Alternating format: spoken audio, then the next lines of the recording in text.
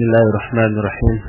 Alhamdulillahilladzi ba'atsa fil ummiyina rasulan minhum yatlu 'alaihim ayatihi wa yuzakkihim wa yu'allimuhumul kitaba wal hikmah wa in kanu min qablu la fi dhalalin mubin. وهو الذي أرسل رسوله بالهدى ودين الحق ليظهره على الدين كله ولو كره المشركون وأشهد أن لا إله إلا الله وحده لا شريك له إقرارا به وتوحيدا وأشهد أن محمدا عبده ورسوله صلى الله عليه وعلى آله وأصحابه وسلم تسليما مزيدا وبعد. Ikhwati fillah, azakumullah. Di sesi yang pertama tadi kita sudah menjelaskan beberapa sebab terjadinya ikhtilaf dan kesalahan ijtihad di kalangan para ulama. Kita sekarang masuki kepada bagaimana sikap kita di dalam menghadapi ikhtilaf di kalangan ulama tersebut. Tadi di awal dijelaskan bahwa ikhtilaf sesuatu yang pasti terjadi. Tidak mungkin tidak. Bukan hanya terjadi di kalangan orang awam, orang yang kotor hatinya, tapi juga terjadi di kalangan manusia terbaik, baik itu para ulama, termasuk juga para sahabat ridwanullahi alaihim ajma'in. Mereka mengalami ikhtilaf yang amat sangat banyak. Dengan demikian, kalau manusia terbaik saja ikhtilaf,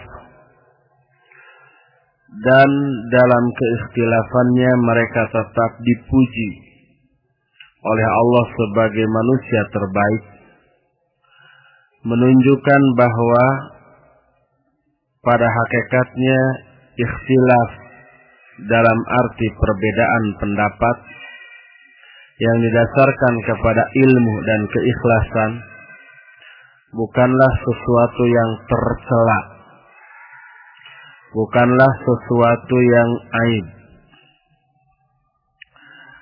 Oleh karena itu, Umar bin Abdul Aziz radhiyallahu anhu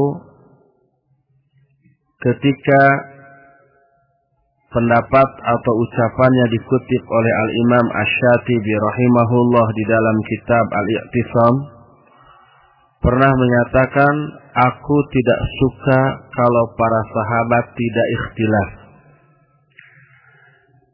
Ucapan ini mengisyaratkan kepada kita bahwa Umar bin Abdul Aziz lebih suka kalau para sahabat ikhtilaf, dan ikhtilaf para sahabat ini menjadi rahmat bagi umat Islam. Ikhtilaf para sahabat menjadi rahmat bagi umat Islam sama sekali tidak didasarkan kepada ucapan yang masyhur, ikhtilafu ummati rahmah, ikhtilaf umatku itu rahmat. Bukan karena hadis ini.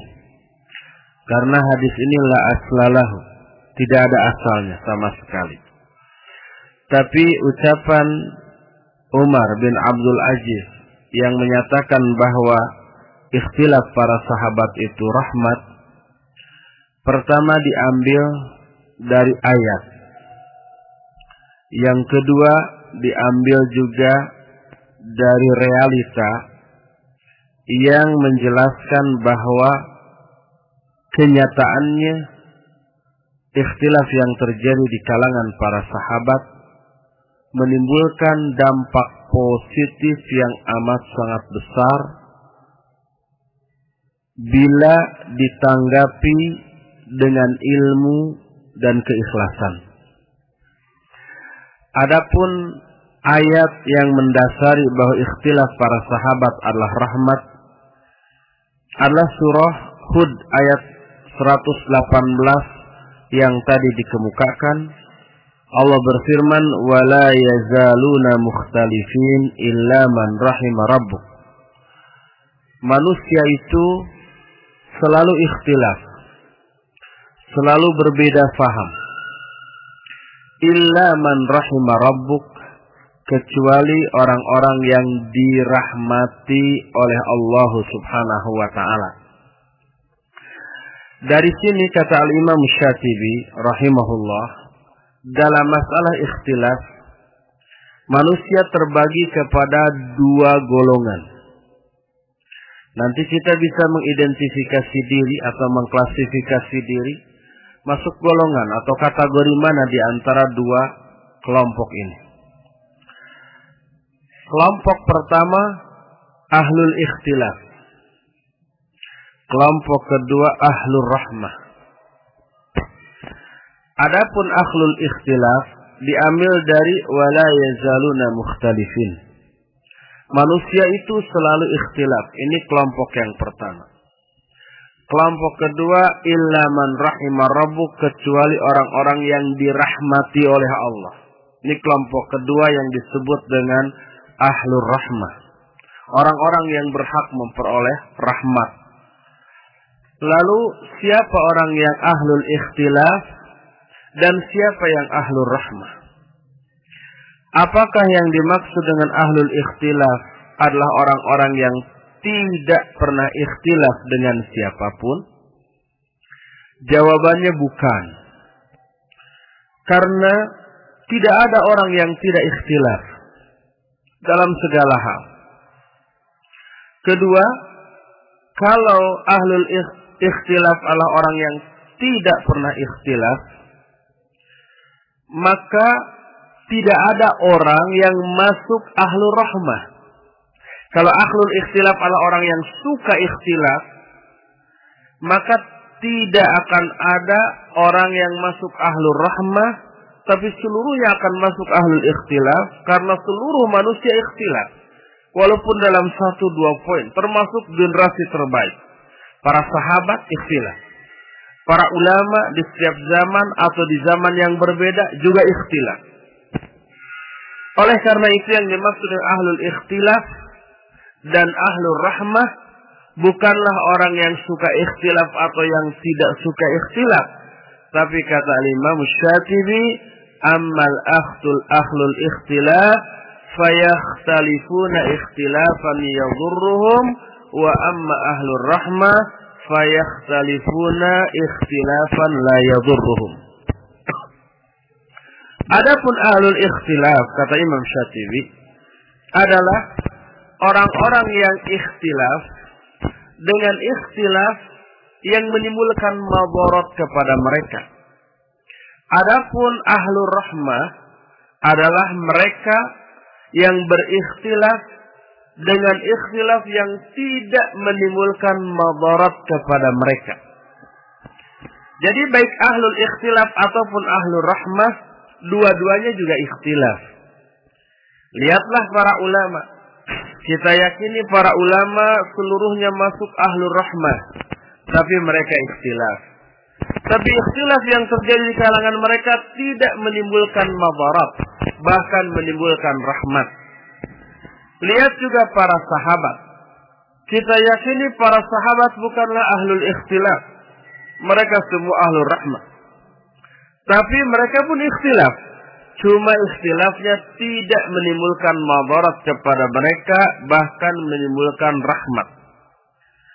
Di antara rahmat yang muncul bagi umat ini karena ikhtilaf yang terjadi di kalangan para sahabat dan para ulama adalah pertama, lahirnya ijtihad di kalangan para ulama, lahirnya kaidah-kaidah usul fiqih, kaidah fiqih dan yang sejenisnya sebagai formula yang dijadikan alat di dalam memutuskan masalah-masalah yang diikhtilafkan. Umpamanya sahabat Ibnu Mas'ud berkata begini. Sahabat Ibnu Abbas berkata lain lagi. Abu Hurairah berpendapat berbeda lagi. Dalam masalah yang sama. Para ulama akhirnya mikir. Mana yang benar, apakah Ibnu Mas'ud, Ibnu Abbas, atau Abu Hurairah? Untuk menentukan mana yang benar di antara ketiga pendapat ini, lahirlah ijtihad. Dari sinilah kemudian lahir berbagai macam kaidah. Kaidah usul fiqih, kaidah fiqih, kaidah tafsir, kaidah hadis, berbagai macam kaidah sehingga melahirkan disiplin ilmu baru. Cabang-cabang ilmu baru akibat ikhtilaf yang terjadi di kalangan para sahabat tersebut. Bayangkan apabila sahabat seluruhnya pendapatnya sama dalam segala hal. Satu pun tidak ada yang berbeda. Kalau seluruh sahabat sama, tidak ada yang ikhtilaf, apa mungkin ada ulama lain yang berani mengemukakan pendapat yang berbeda dengan kesepakatan sahabat? Tidak mungkin. Maka ulama-ulama selanjutnya akan ikut seluruhnya kepada pendapat yang disepakati para sahabat. Kalau semuanya ikut, nggak ada lagi ijtihad. Tidak akan lahir kaidah-kaidah usul fiqih, kaidah fiqih dan yang lain-lainnya. Maka ilmu syariah tidak akan berkembang. Ijtihad tidak akan ada. Ulama mujtahid juga tidak akan mampu mengembangkan daya dan kemampuan ijtihadnya. Ini rahmat yang pertama dari ikhtilafnya para sahabat, karena dari ikhtilafnya mereka melahirkan ijtihad para ulama serta melahirkan kaidah-kaidah dalam berbagai macam disiplin ilmu. Rahmat yang keduanya adalah andai para sahabat ikhtilaf dengan pendapat yang berbeda-beda dan pasti masing-masingnya dilandasi oleh dalil sesuai dengan pemahaman para sahabat, maka orang awam yang hidup pada generasi yang belakangan, termasuk generasi kita ini, berada dalam kelapangan dalam memilih pendapat di antara pendapat-pendapat yang ada terjadi di kalangan para sahabat. Mereka akan mengambil mana yang lebih mudah, yang tidak memberatkan mereka dalam mengamalkannya. Kita menyatakan inilah pendapat yang saya pegang berdasarkan ada asar, ada contoh dari sahabat ini. Maka amalannya bisa dipertanggungjawabkan karena ada dalil contoh dari sahabat, dan ini sesuai dengan ayat Al-Quran surah At-Taubah ayat yang ke-100. والسابقون الأولون من المهاجرين والأنصار والذين اتبعوهم بإحسان رضي الله عنهم ورضوا عنه. Orang-orang yang mula-mula masuk Islam dari sahabat Muhajirin dan Ansar, ini maksudnya sahabat. Walladzina taba'uhum biihsan, dan orang-orang yang mengikuti mereka, mengikuti para sahabat dengan kebaikan. Maksudnya mengikuti sahabat di dalam memahami Quran Sunnah ini, dalam memahami Islam. Allah ridha kepada mereka, mereka pun ridha kepada Allah. Jaminan keridhaan Allah ditujukan kepada sahabat dan orang-orang yang mengikuti sahabat. Maka siapapun di kalangan orang awam muslim yang beramal dengan amalan yang diyakini mengikuti contoh dari sahabat, dan sahabat pasti meyakini itu mengikuti Rasul sallallahu alaihi wasallam, maka orang awam yang mengikuti sahabat tadi amalannya sudah sesuai dengan Quran surah At-Taubah ayat 100 tadi. Ini rahmat yang kedua. Bayangkan kalau semua sahabat sepakat dalam satu amalan, satu pendapat. Tidak berbeda-beda, tidak ada ikhtilaf. Sedangkan sahabat dengan keimanannya yang super kuat, dahsyat. Semangat ittiba'nya kepada Rasul yang amat sangat hebat. Semangat ittiba itu semangat untuk mengikuti sunnah Rasul. Hebat. Kita nggak ada apa-apanya. Dengan keimanan yang hebat, semangat ittiba yang hebat, pasti mereka akan mengambil pendapat dan mengamalkan amalan yang sesuai dengan kehebatan iman dan semangat ittiba mereka.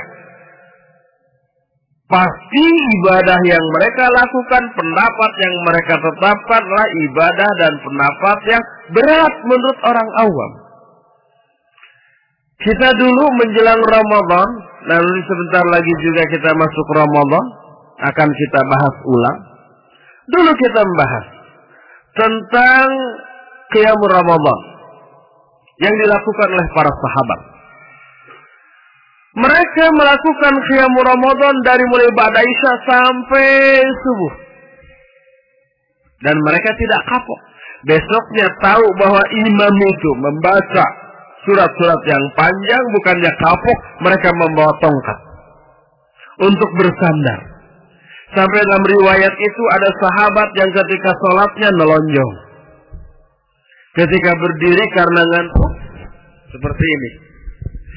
Nelonjong. Itu sahabat.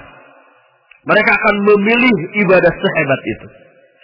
Kalau sahabat semua sepakat begitu pendapatnya dan amalannya, dan tidak ada sahabat lainnya yang berpendapat yang lain yang lebih ringan, lalu kita sebagai umat yang belakangan dengan kualitas iman rendah, semangat ittiba yang super rendah, harus mengikuti pendapat dan ibadah sahabat yang kayak tadi contohnya dalam qiyamul lail. Bagaimana? Apa kuat atau tidak? Tentu saja tidak. Jangankan harus semalam suntuk tarawih. Sekarang tarawih yang diadakan di masjid-masjid saja paling setengah jam gitu ya. Awalnya hari pertama kedua penuh sampai ke halaman masjid. Lewat hari ke-10 saja. Masjid itu mendadak melebar, meluas. Intinya bukan masjidnya yang meluas, tapi jamaahnya yang menciut. Sampai 10 hari terakhir, 1 shaf, 2 shaf juga belum tentu penuh. Apalagi 2-3 hari terakhir, 1 shaf juga tidak penuh. Kadang-kadang cuma imamnya, kadang-kadang imamnya juga tidak ada. Bagaimana kualitas iman yang seperti itu harus mengikuti ibadah para sahabat.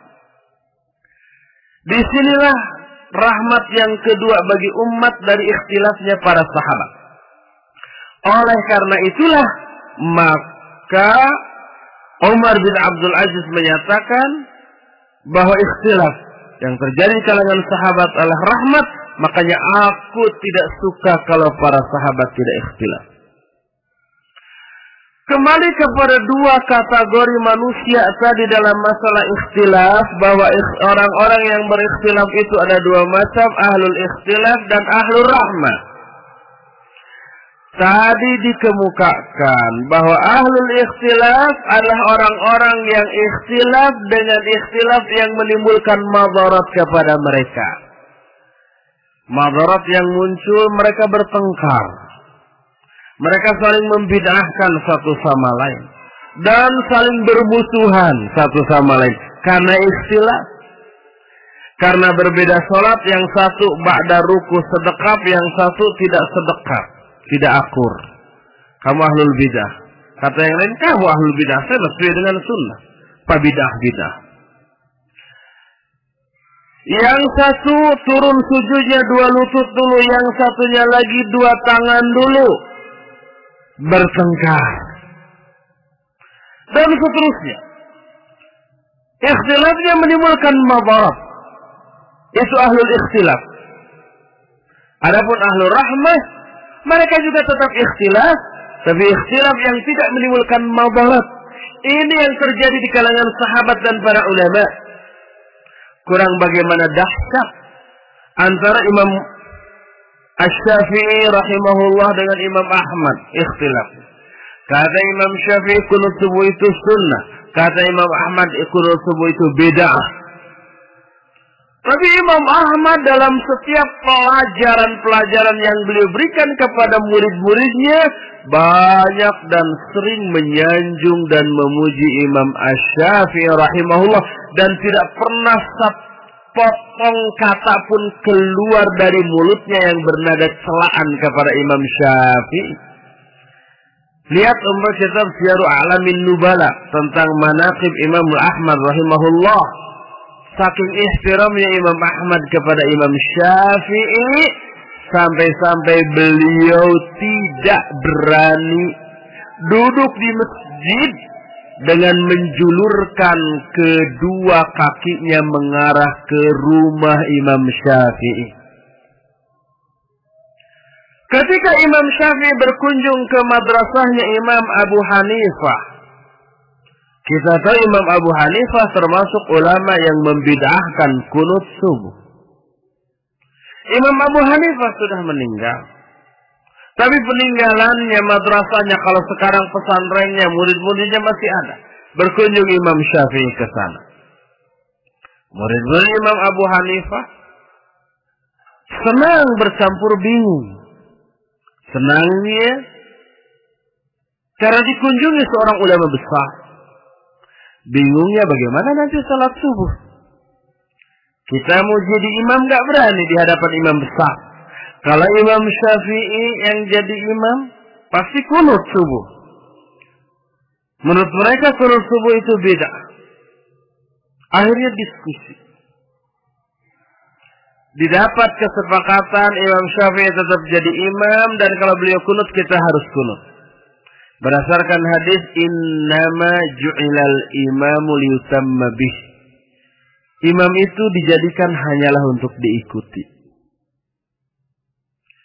Ketika Imam Syafi'i datang, pada waktu sholat subuh beliau menjadi imam, bas rokaat kedua bangkit dari ruku, makmum di belakang siap kunut, ternyata Imam Syafi'i langsung sujud, tidak kunut. Beres sholat ditanya, kenapa Anda tidak kunut? Apa kata Imam Syafi'i rahimahullah? Karena saya menghargai Imam Abu Hanifah yang dikuburkan di daerah itu. Syekh Al-Albani rahimahullah di dalam kitab Sifat Salat Nabi menyatakan bahwa sedekap ba'da ruku itu bid'ahnya Ahlul Hijaz. Bid'ahnya orang-orang Saudi sana. Syekh bin Baz, Syekh Al-Utsaimin menyatakan sunnah sedekap setelah ruku di dalam sholat. Ketika Syekh Al-Albani berangkat ke Riyadh, lalu sholat di masjid yang diimami oleh Syekh bin Baz rahimahullah, ketika bangkit dari ruku beliau sedekap. Padahal beliau dalam sifat salat Nabi menyatakan bahwa sedekap itu bid'ah dhalalah. Ditanya kenapa begitu? Karena kata beliau, pertama, Syekh bin Baz adalah imam mujtahid, juga jadi imam dalam salat tersebut. Hadis menyatakan innama ju'ilal imamu liyutamma bih. Imam itu hanyalah dijadikan untuk diikuti. Makanya diikuti walaupun meyakini tentang kebid'ahan. Dan banyak lagi contoh-contoh sikap para ulama yang berikhtilaf. Ikhtilafnya sedikit pun tidak menimbulkan madarat, tidak menimbulkan celaan satu sama lain. Umpama Imam Syafi'i kepada Imam Ahmad yang menjadi muridnya, Imam Ahmad muridnya. Kamu mengatakan kunut subuh itu bid'ah? Kamu kan belajar dari saya. Enggak begitu. saling menghargai, saling menghormati. Sehingga Imam Syafi'i menyatakan, tidaklah aku tinggalkan seseorang yang lebih faqih di Kufah daripada Imam Ahmad bin Hanbal. Saling memuji, saling menghargai, saling menyanjung. Kenapa demikian?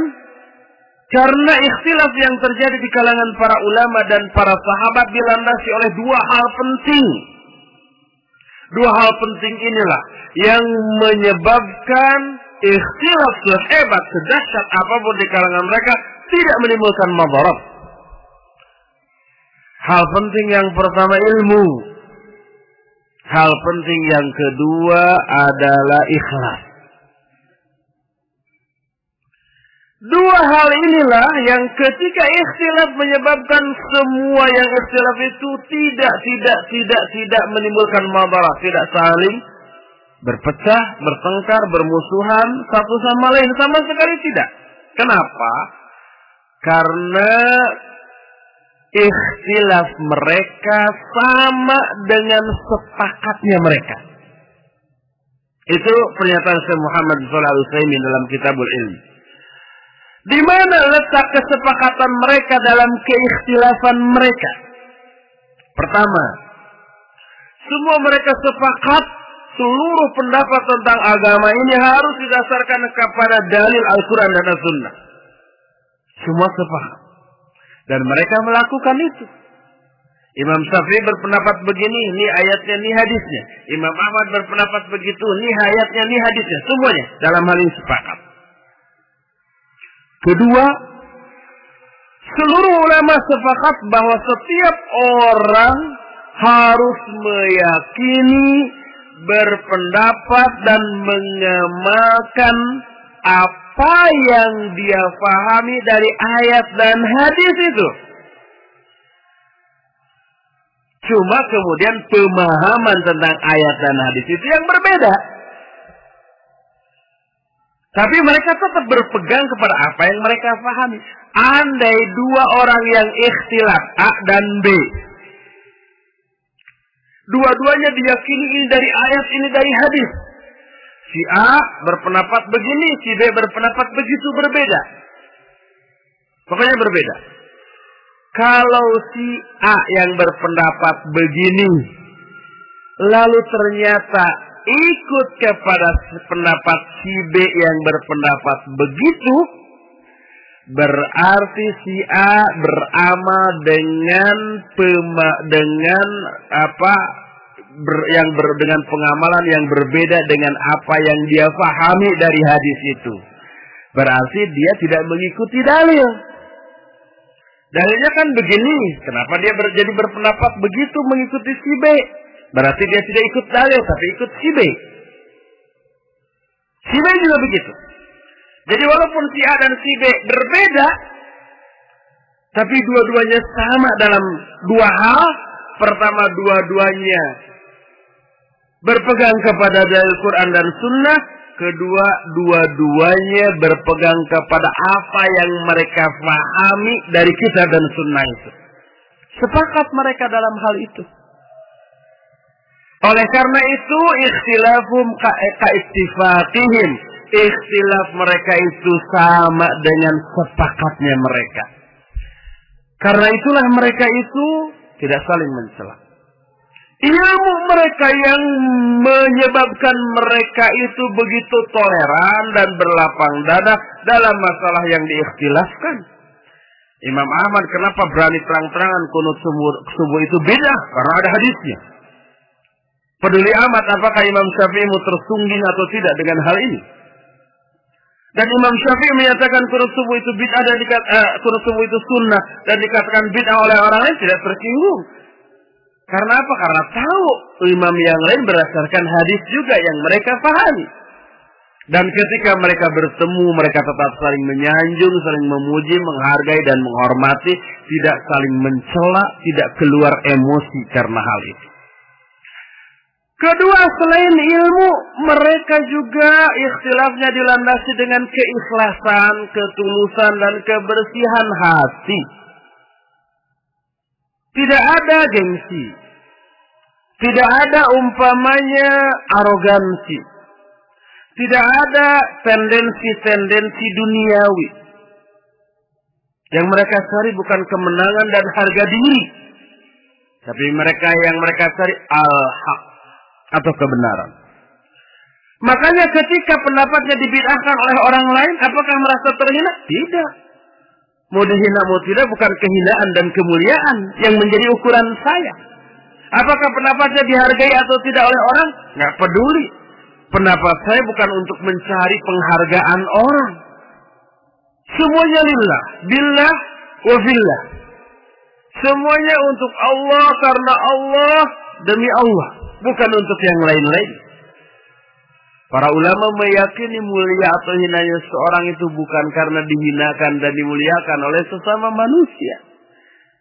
Tapi dia akan dihinakan dan dimuliakan oleh Allah. Selama kita tidak melanggar aturan Allah, mustahil Allah menghinakan kita. Selama kita berpegang teguh kepada Quran Sunnah, mustahil Allah akan menghinakan kita. Sekalipun jutaan atau miliaran manusia mencoba menghinakan kita, kita tetap akan mulia. Selama kita berpegang teguh kepada ajaran Allah Subhanahu wa ta'ala. Selamatlah mereka dari madharat yang muncul karena ikhtilaf. Tidak ada permusuhan. Tidak ada emosi. Tidak ada gengsi. Tidak ada hal-hal yang seperti itu. Adapun ahlul ikhtilaf, mereka ikhtilaf dengan ikhtilaf yang menimbulkan madharat. Kenapa? Karena dua hal tadi, dua-duanya tidak ada atau salah satunya tidak ada. Tidak ada ilmu dan keikhlasan atau salah satunya. Mungkin ada ilmu, tapi ikhlasnya tidak ada. Sehingga dia berbuat, berkeyakinan, berpendapat, berbicara bukan karena Allah, tapi karena pujian. Karena ingin pengakuan dari orang lain. Karena ingin dianggap dan diperhitungkan oleh orang lain. Tidak ikhlas. Ketika yang dia inginkan tidak diperoleh, ingin diakui oleh orang lain, ternyata tidak diakui, malah ditentang. Apa yang terjadi? Kecewa, muncul emosi. Arogansinya menonjol. Maka harga diri merasa dilecehkan. Maka ucapannya yang keluar dari mulutnya adalah celaan. Yang keluar dari omongannya adalah hinaan. Yang keluar dari kata-katanya adalah hal-hal yang menyakitkan lawan pendapatnya. Akhirnya itu juga tersinggung, ini tersinggung. Akhirnya timbul pertengkaran. Timbul saling mencela, saling mencaci, saling memaki, saling menyesatkan, sampai akhirnya bermusuhan. Sampai akhirnya saling memprovokasi manusia, jangan ikut itu susah. Yang itu begitu, jangan ikut ini, yang ini susah. Akhirnya umat Islam terpecah. Ini madharat. Jadi karena kurang ilmu, kurang ikhlas, atau salah satu di antara kedua-duanya, atau dua-duanya tidak ada atau kurang, ini yang menimbulkan madharat. Oleh karena itu ahlul ikhtilaf adalah orang-orang yang ikhtilafnya tidak dilandasi oleh ilmu atau keikhlasan, baik dua-duanya atau salah satu di antara kedua-duanya. Adapun ahlul rahmah, mereka juga ikhtilaf, tapi ikhtilafnya dilandasi oleh ilmu dan keikhlasan sehingga tidak menimbulkan madharat. Oleh karena itu patut dicamkan apa yang akan saya katakan adalah bukan ikhtilaf yang menyebabkan seseorang bertengkar dengan orang lain. Bukan perbedaan pendapat yang menjadi penyebab seseorang bermusuhan dengan orang lain. Tapi yang menjadi penyebab adalah buruknya karakter orang-orang yang ikhtilaf. Buktinya para sahabat, para ulama ikhtilaf nggak berantem. Tidak bertengkar, tidak saling memojokkan, karena karakternya bagus. Baru permusuhan, pertengkaran terjadi di kalangan orang-orang yang karakternya buruk lalu ikhtilaf. Keburukan karakternya inilah yang menyebabkan mereka bertengkar. Di sana ada dengki. Di sana ada hasad. Artinya dengki juga. Di sana ada iri. Sama maknanya. Di sana ada gengsi. Di sana ada arogansi. Di sana juga ada tendensi-tendensi duniawi. Di sana ada ambisi-ambisi pribadi. Buruk karakternya. Itu yang menyebabkan dia bisa bertengkar sama orang lain. Itu yang menyebabkan dia bisa bermusuhan sama orang lain.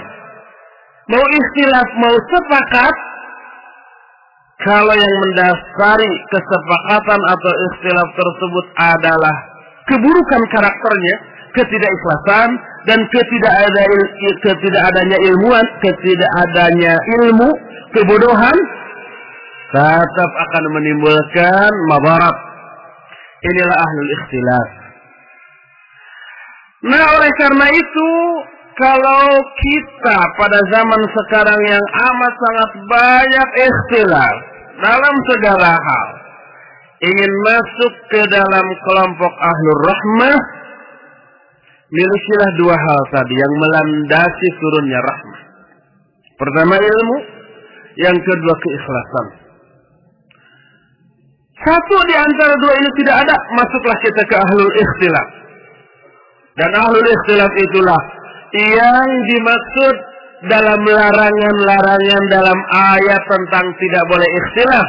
Kata Allah, وَلَا تَكُونُوا كَالَّذِينَ تَفَرَّقُوا وَاخْتَلَفُوا مِنْ بَعْدِ مَا جَاءَتْهُمُ الْبَيِّنَاتُ. Janganlah kalian menyerupai seperti orang-orang yang tafarruq dan ikhtilaf setelah datang kepada kalian penjelasan-penjelasan yang nyata, yang terang. Bahkan di satu kategorikan oleh Allah orang yang ikhtilaf itu dengan orang-orang musyrik. Fawailul musyrikin minal ladzina farraqu dinahum wa kanu syi'an. Kullu hizbin bima ladaihim farih. Jadi janganlah kalian menyerupai orang-orang musyrik. Itu orang-orang yang memecah belah agama mereka menjadi bergolongan-golongan, dan setiap golongan merasa bangga dengan apa yang ada pada diri mereka. Jadi yang dimaksud ikhtilaf yang tercela, yang terlarang berdasarkan nas, ayat ataupun hadis adalah ikhtilaf yang terjadi di kalangan ahlul ikhtilaf. Ikhtilaf yang terjadi kemudian menimbulkan madarat karena dilandasi oleh kebodohan dan ketidakikhlasan. Hindari itu, masuki kategori kelompok golongan orang-orang yang ahlur rahmah, yang ketika berikhtilaf tidak menimbulkan madarat karena dilandasi dengan dua dasar yang tadi dikemukakan, ilmu dan keikhlasan. Gali terus ilmu, pupuk dan perdalam, perjernih keikhlasan kita kepada Allah. Ingat, seluruh ibadah kita, seluruh sikap kita, seluruh ucapan kita, seluruh yang kita lakukan hanya untuk Allah subhanahu wa ta'ala semata-mata dan bukan untuk manusia. Kita hanya ingin dinilai oleh Allah, bukan dinilai oleh manusia. Kita hanya ingin diakui oleh Allah, bukan ingin diakui oleh manusia. Kita hanya ingin disanjung oleh Allah karena sanjungan Allah menunjukkan ridhonya Dia kepada kita, dan bukan untuk disanjung oleh sama manusia. Selama sanjungan Allah, keridhaan Allah, rahmat Allah, penilaian Allah kita dapatkan, jangan lagi kita pedulikan penilaian manusia, seburuk apapun manusia menilai kita. Itu yang harus kita lakukan. Sedangkan seluruh pendapat dalam masalah agama atau masalah apapun, pendapat apapun merupakan landasan dari amal. Kenapa kita beramal begitu? Atas landasan pendapat begini. Kita mati-matian mempertahankan pendapat ini agar amal kita ini punya dasar yang bisa dipertanggungjawabkan sehingga diterima amal kita oleh Allah Subhanahu wa taala. Jadi tujuan akhir dari amal kita yang dilandasi pendapat itu Allah, bukan yang lain-lain. Oleh karena seluruh ibadah, sikap dan amalan kita hanya untuk Allah, maka ikhlaskanlah niat kita dalam berpendapat ini pun karena Allah, bukan karena pertimbangan kepentingan untuk dinilai oleh manusia lain atau kepentingan dunia dan yang sejenisnya. Inilah sikap umum yang harus kita lakukan di dalam menanggapi seluruh ikhtilaf, dan ini merupakan sesuatu yang bersifat mujmal, global. Belum rinci, adapun rinciannya kita membutuhkan waktu yang cukup lagi untuk menjelaskannya. Mudah-mudahan Allah Subhanahu wa taala masih memberi waktu kepada kita di masa-masa yang akan datang untuk bisa membahas rincian dari sikap yang baik, yang benar di dalam menanggapi ikhtilaf yang terjadi. Ya, saya diamanati untuk sesi kedua ini khususnya diisi oleh tanya jawab tentang masalah yang tadi dikemukakan. Tapi karena apa yang saya utarakan barusan saya pandang penting, maka apa boleh buat saya manfaatkan waktu awal tadi untuk menjelaskan itu, dan saya waktu yang sekarang untuk tanya jawab.